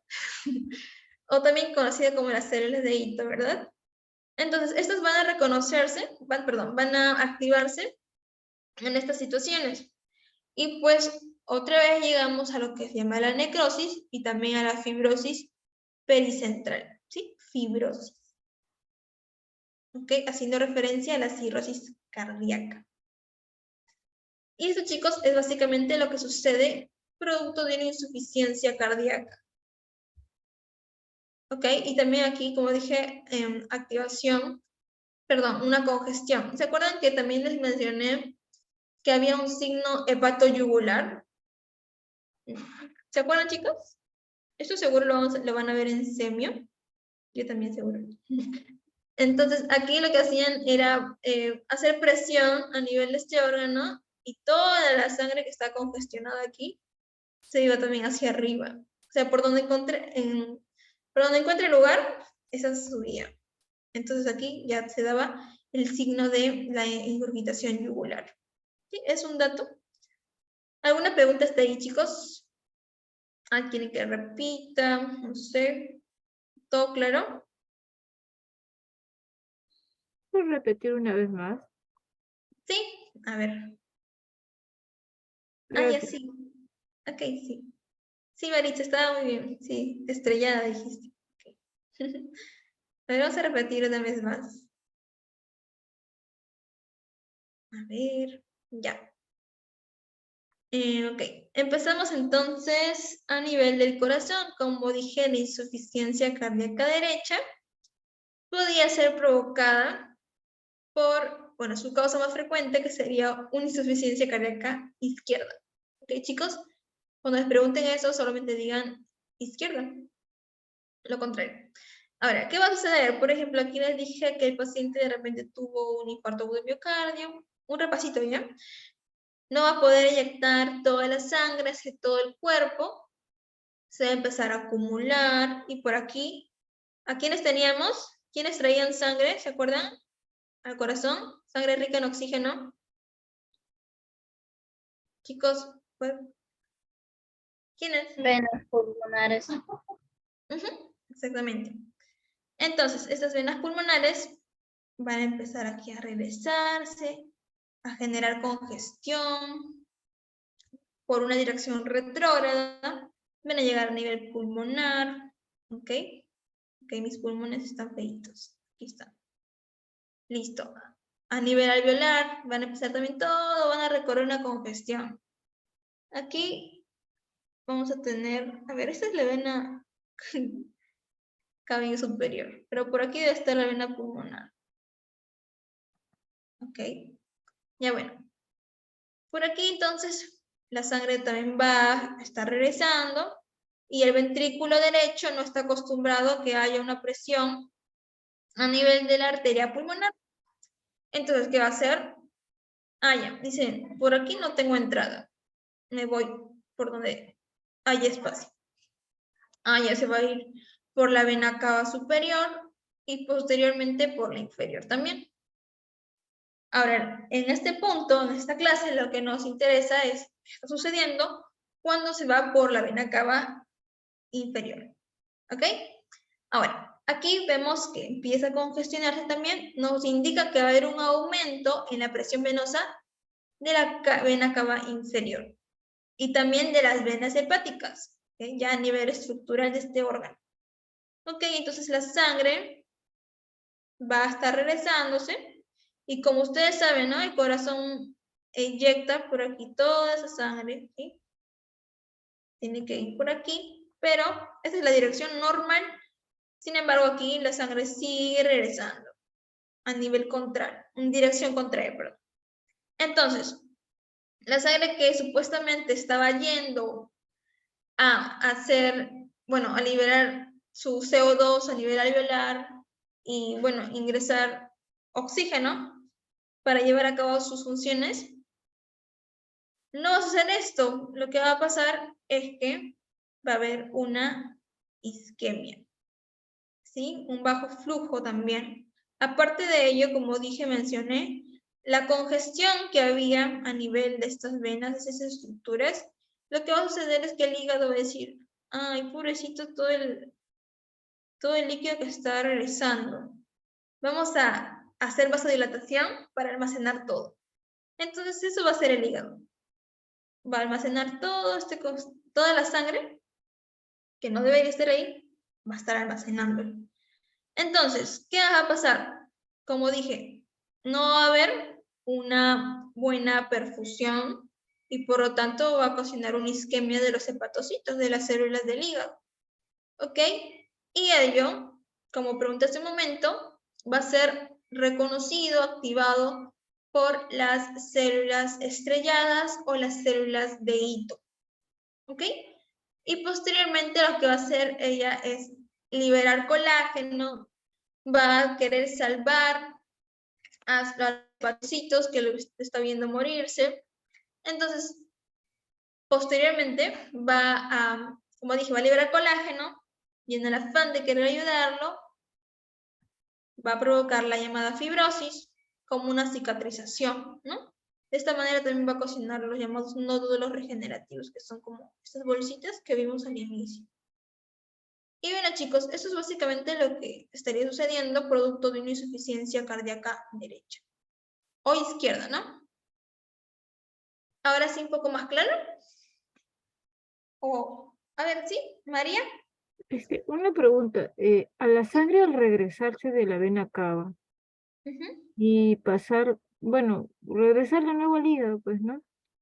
Pero al Sí, encontrarse con la que viene de los capilares, no hay una especie de, no sé, choque. claro, congestión. Ujú, Ajá. sí, Lo que sucede también, como dije aquí a nivel, también puede suceder aquí. Miren. Y ahora, justamente lo que me dices, producto de ello, como ya se está almacenando tanto ese choque que dices, ajá, la congestión ya provocaría ya una citis. O sea, ya no hay lugar ya en los capilares. Es por ello que ese líquido ya migraría a otro lugar, que en este caso es el siguiente que ah, vamos a ver, a nivel abdominal. Por eso esos ajá, pacientes se encuentran como su abdomen como englobado, súper claro. hinchado, vemos. Ajá. Precisamente por eso, porque ya todo empieza a congestionarse a nivel de este órgano. Como ya no tiene espacio, ya tiene que migrar a otro Eso lugar. es cuando sería, o sea, hay cirrosis por alcohol, por decir, pero hay un tipo de cirrosis también por exceso de grasa, ¿no? Sí, ajá. Claro, o sea, La no alcoholizada, la que yo hace un momento. Ujú. claro, o sea, hay pacientes que por un desorden alimenticio llegan a tener demasiados hepatocitos, o sea, a tener células grasas, demasiada grasa en el hígado, ¿no? Y Sí, eso exactamente. congestiona. Ajá, sí. Por eso he Mm, visto que hay un montón de etiologías, ¿no? Virales, por, como tú me dices, por una mala alimentación, lo cual estaría relacionado con la obesidad, también con la diabetes, o sea, es un conjunto también de factores, ¿no? ujú, Y bueno, en este caso ya sería por una alteración, bueno, un problema del corazón que está conllevando a este problema del hígado. Ujú. mm, ok, ok, gracias. Ok, a ti. Muchas gracias. Bueno, chicos, hasta ahí, ¿está bien? ¿Claro? Ok, ok, ok, ok.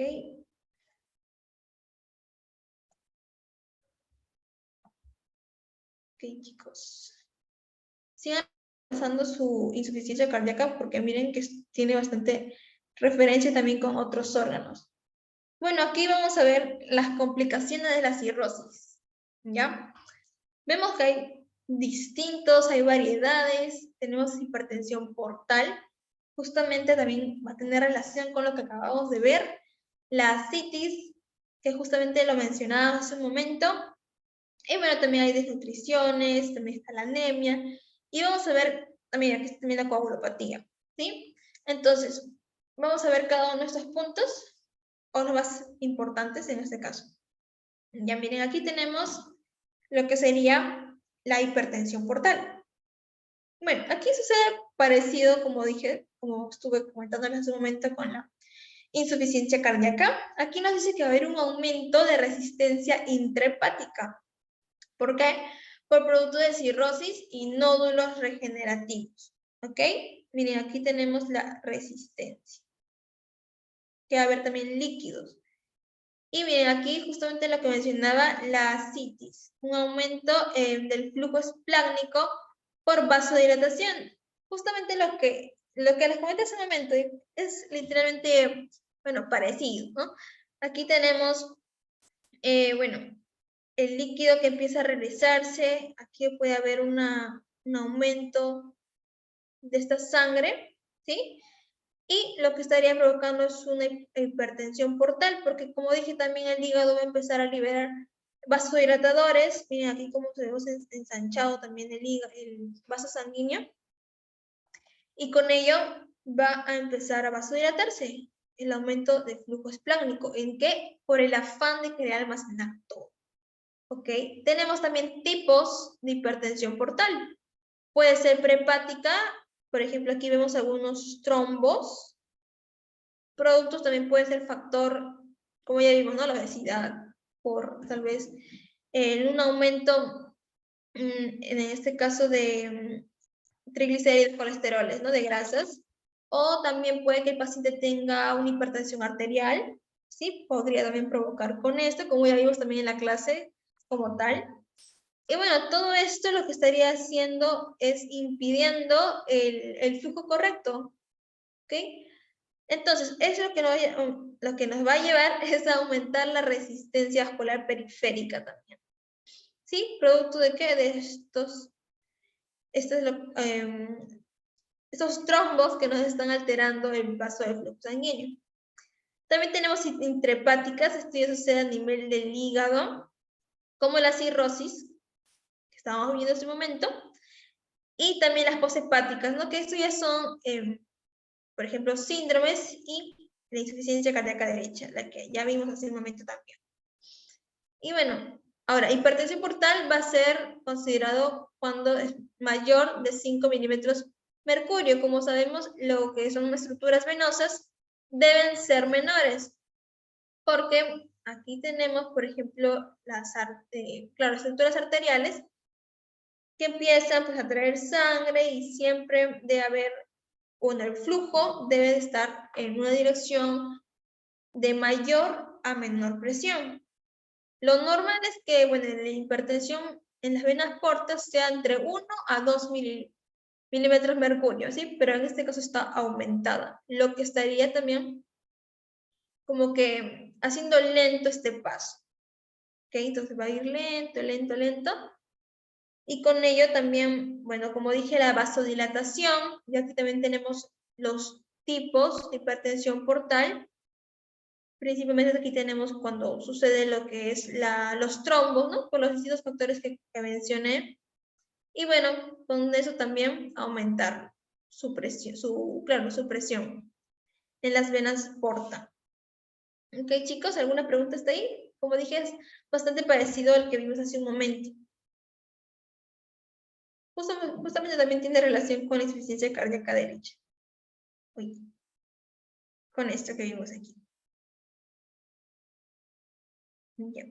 Ya. Aquí tenemos la citis, la que hablábamos también hace un momento, lo que nos estaría llevando a conocer que hay un incremento en la resistencia venosa intrahepática. ¿Ok? Miren, aquí tenemos un aumento del flujo. También nos dicen que hay un aumento el aumento del flujo nos lleva a un aumento de gasto cardíaco, ¿no? Bueno, sería al revés, aquí está. Sí, perdón. O sea, una mayor eyección de sangre nos va a llevar a un aumento del flujo. ¿Ok? Miren, todo esto va a estar relacionado en la hipertensión portal y conjuntamente con esto al aumento de la resistencia. ¿Qué más nos dice? Hay un incremento de la presión portal. Liberación de óxido nítrico. El vasodilatador que es secretado en este caso por el hígado en el afán de querer contener todo esa sangre que está contenida en sus vasos sanguíneos, ¿no? También tenemos lo que es la vasodilatación arterial esplácnica, ¿sí? Tenemos el óxido nítrico, aquí está la vasodilatación esplácnica, que posteriormente nos estaría llevando a una hipovolemia relativa. ¿Se acuerdan que era una hipovolemia relativa, chicos? La que vimos en shock. Cuando no había, bueno, en este caso él estaría alterado producto de la vasodilatación. ¿Se acuerdan que aquí había tan grande, se había hinchado, bueno, agrandado en este caso las paredes, el vaso de la vena en este caso? Y bueno, producto de ello la sangre no iba a tener contacto con todo ello, con toda la pared de esta estructura. Entonces, esto llamaba la atención al sistema nervioso simpático, ¿se acuerdan, chicos? Y bueno, el sistema nervioso simpático empezaba a liberar lo que sería la noradrenalina, ¿sí? Aquí la tenemos. También podríamos liberar lo que es la vasopresina y la angiotensina 2. ¿Ok? ¿Esto qué hacían? ¿Se acuerdan, chicos? ¿Qué hacían la angiotensina 2? Funciones principales. Yo sé que se acuerdan, chicos. Sé que se acuerdan.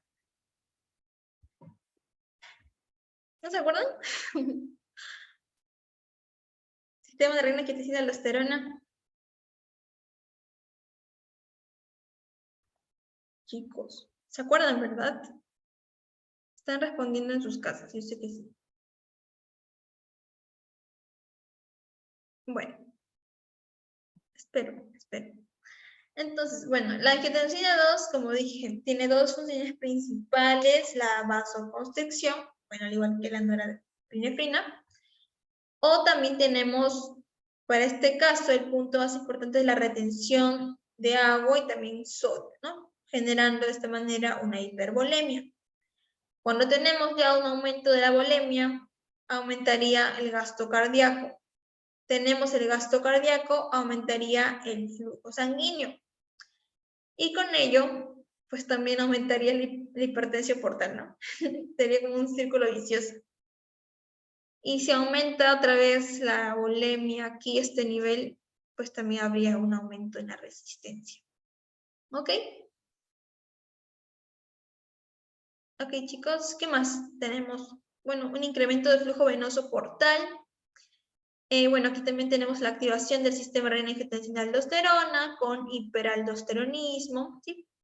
Lo que nos lleva a una retención de agua y de sodio. Y bueno, el edema, la ascitis que estaría favoreciendo. ¿Se acuerdan de la hipoalbuminemia? Sí, ¿verdad? ¿Se acuerdan de la clase pasada, no? De síndromes. Nefrótico y nefrítico. Sí. A ver, y tenía una menor presión oncótica. ¿Se acuerdan en qué tipo de síndrome estaba marcada la hipoalbuminemia? ¿Chicos? ¿Se acuerdan? A ver, Maritza, ¿te acuerdas? ¿No te acuerdas? Sí. Ya. Es por la disminución del nivel de albumina. Ajá, ¿y te acuerdas en qué tipo de síndrome estaba más, destacaba más este tipo de síndrome, de signo? ¿En el nefrótico o en el nefrítico?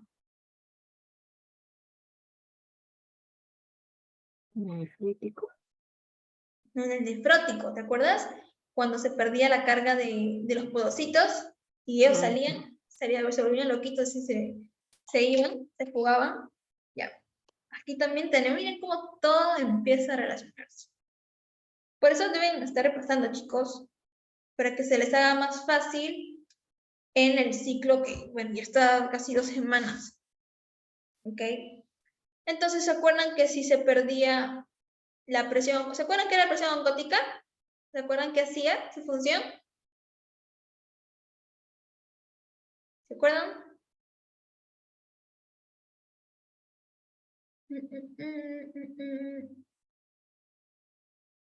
¿No se acuerdan nadie, chicos? ¿Por qué no han repasado? Aislinn, ¿estás ahí? A ver.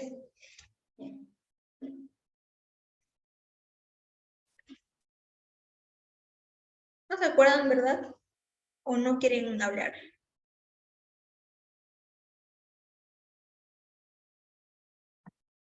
Bueno, les voy a hacer recordar entonces. En este caso, la presión oncótica, chicos, ¿se acuerdan que era aquella presión que no dejaba, o mejor dicho, mantenía el volumen a nivel intravascular para que no se vaya a otro tipo de espacios como el intersticial?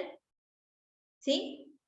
Y ello que tenía relación con la albúmina, porque la cantidad, la presencia de albúmina favorecía a que esta presión se mantenga. Y cuando, bueno, en este caso en el síndrome nefrótico ocurría una falla ya a nivel renal, lo que pasaba es que esta se perdía y posteriormente, o por consiguiente, también se iba a perder la presión oncótica, siempre y cuando había una falla hepática, porque ahí sí no habría quien la compense. ¿sí? ¿Quién compensa en este caso la síntesis de otro tipo de proteínas?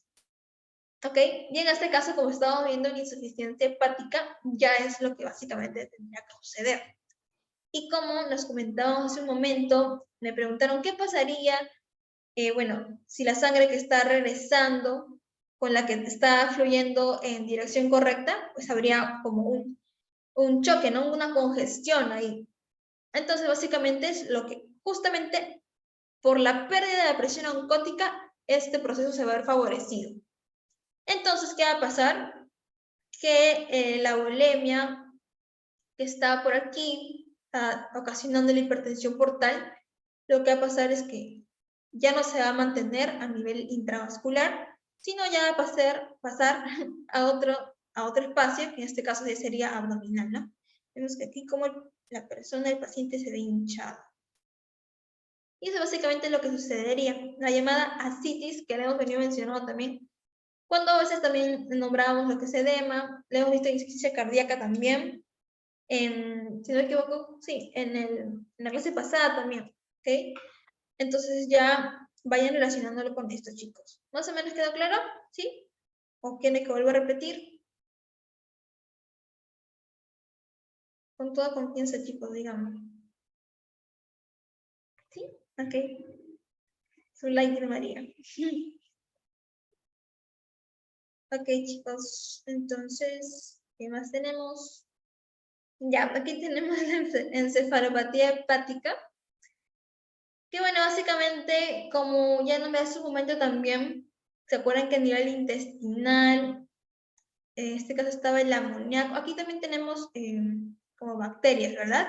Entonces esas bacterias se van a encargar de transformar o convertir el amoníaco en amonio, ¿ok? Y este amonio lo que va a pasar a nivel del hígado es que se va a desdoblar.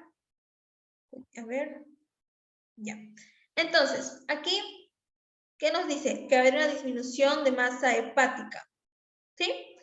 Y bueno, esto de la disminución de función hepática, no producto ya del fallo que hay a este nivel, porque no va a poder cumplir sus funciones metabólicas, ¿no? Ahora, aquí también tenemos la presencia de cortocircuitos vasculares, lo que también hemos estado viendo, ese choque, esa congestión. Ya. Ahora, miren, aquí lo que les decía, que el amonio no se va a transformar en urea. ¿Por qué? Porque el hígado está dañado, ¿ok? No va a poder cumplir sus funciones por más que quiera. Entonces, ¿qué va a pasar? Que el amonio, esta neurotoxina, ¿qué va a pasar? Se va a empezar a acumular a nivel sanguíneo. Y esto va a llegar a nivel cerebral, lo cual es tóxico para este tejido, lo que estaría ocasionando también la encefalopatía, ¿ok? Producto de una falla hepática. Aquí nos dice que va a haber una acumulación de neurotransmisores, también, bueno, aumento de mercaptanos. Bueno, principalmente quiero que relacionen este proceso, que no se va a llevar a cabo producto de una falla, ¿no? Por ejemplo, una cirrosis. Y esto pues ya va a haber una manifestación en la encefalopatía, como también en las coagulopatías. ¿Sí? Porque el hígado, ¿por qué coagulopatía? Porque no va a poder llevar a cabo sus síntesis proteicas como los factores de coagulación. Entonces, bueno, ahí también va a haber un problema. Y ahora aquí también que no va a poder transformar el amonio en urea para que posteriormente sea excretado en los riñones, no va a suceder esto. ¿Qué va a pasar? Se va a acumular algo tóxico para nuestros tejidos cuando llega a nivel cerebral. Y ya pues aquí pues puede ocasionar lo que son confusiones e incluso puede también llevar al coma. ¿Sí, chicos? Eso es lo que quiero que tengan en claro. Y bueno, eso sería todo. No sé si tengan alguna pregunta para, bueno, tener los 5 minutos de descanso y regresar con las preguntas, con el banqueo. ¿Todo bien, chicos?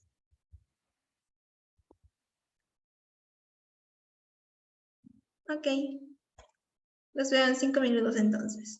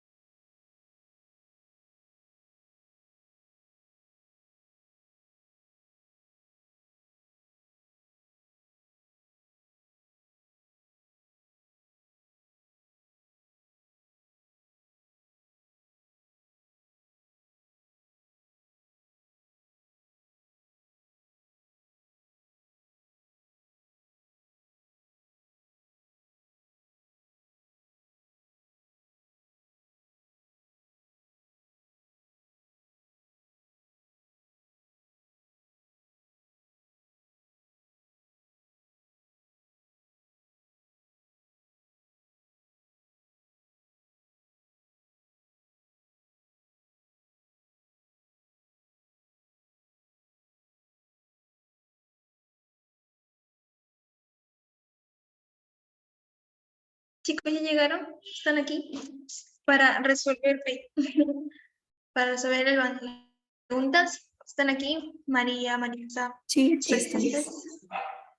Muy bien, gracias. Ya vamos a empezar con las preguntas, ¿ok? Bien, la primera pregunta nos dice, en la fisiopatología de la citis, marque lo incorrecto. A ver, ¿cuál creen que es lo incorrecto? Es una pregunta del ciclo pasado. De unidad 2. La unidad 2, sí. A ver, si estuvieran en su examen, ¿qué hubieran marcado? la C. La C. A ver. Ok, vamos a ver entonces. Nos dicen la C. A ver, ¿qué nos dice? No lo he marcado. Vamos entonces a interpretarlo. Marque lo incorrecto, nos dice. Ok. ¿Existe hipertensión portal? Sí, ¿verdad? Ok. ¿Existe disminución de la presión oncótica por hipoluminemia? Efectivamente. ¿Qué más nos dice? ¿Existe vasoconstricción esplácnica? No, ¿verdad? ¿Qué existe entonces?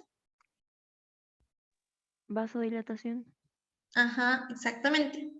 Entonces, muy bien. Se tienen un punto, 1 de 20.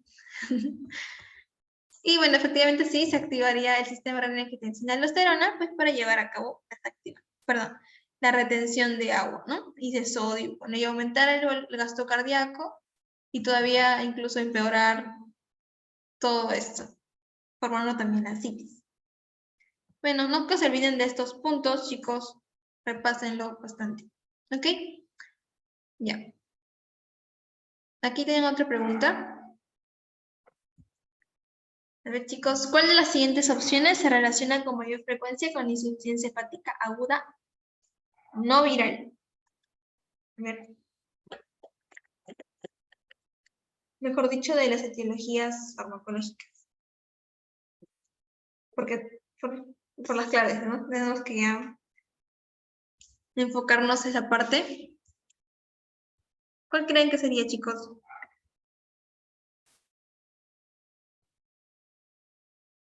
¿Qué marcarían? A ver. La B. Ah, no dicen la B. Ok. Sí, muy bien. Acetaminofén también es conocida como paracetamol, ¿verdad?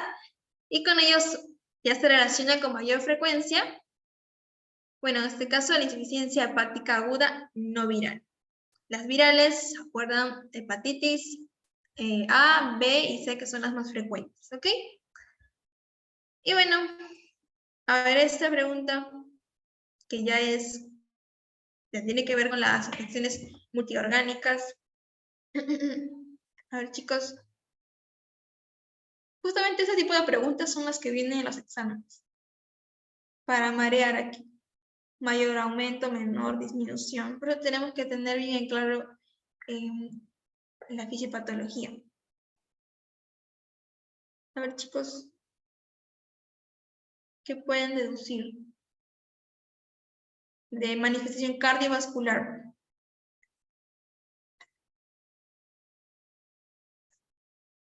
¿Se acuerdan de la tablita que les puse en la primera fase?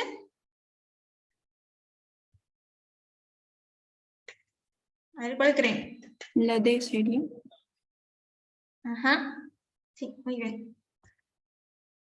Y aquí está su explicación, ¿verdad? Bien, aquí nos dicen cardiovasculares. Entonces, nos enfocamos en lo aprendido con la relación ya a nivel de este órgano. Bueno, a nivel del corazón, bueno, del sistema en general, ¿no? De las alteraciones hemodinámicas. ¿Qué nos dice? Esto debido a la generación de los niveles altos de interleuquinas, producto de qué?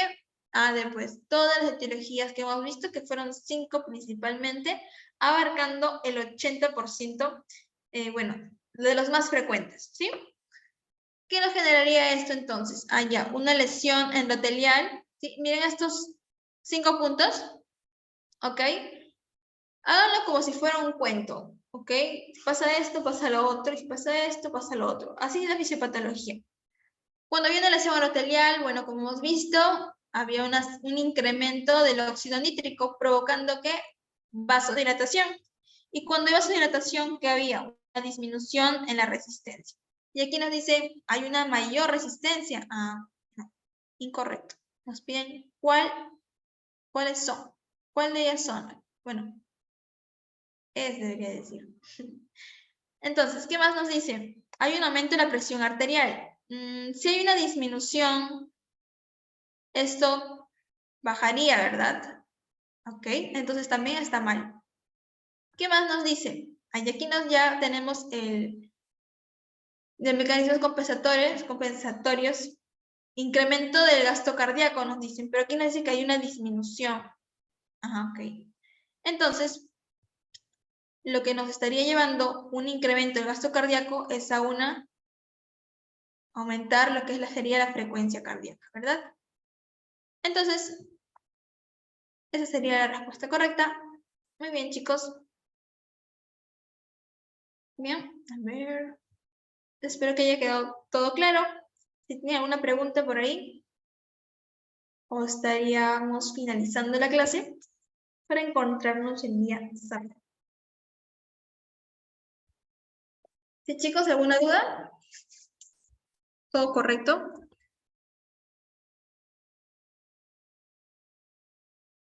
A ver, Maritza, ahí está, somos tu corazón. Leslie, ¿todo claro? Ok, Slim. Bien, chicos. Bien, María. Ok. Bueno, ¿tienen algo más que agregar, Lindbergh, Michael? ¿Sí? Si no, para dar finalizada la clase, chicos. Conmigo será hasta este sábado, ¿ok? Sigan repasando, por favor. Bueno, chicos, buenas noches. Bye. Gracias. Ya, chicos, muchas gracias. Ya, espero que todo esté claro. Hasta luego.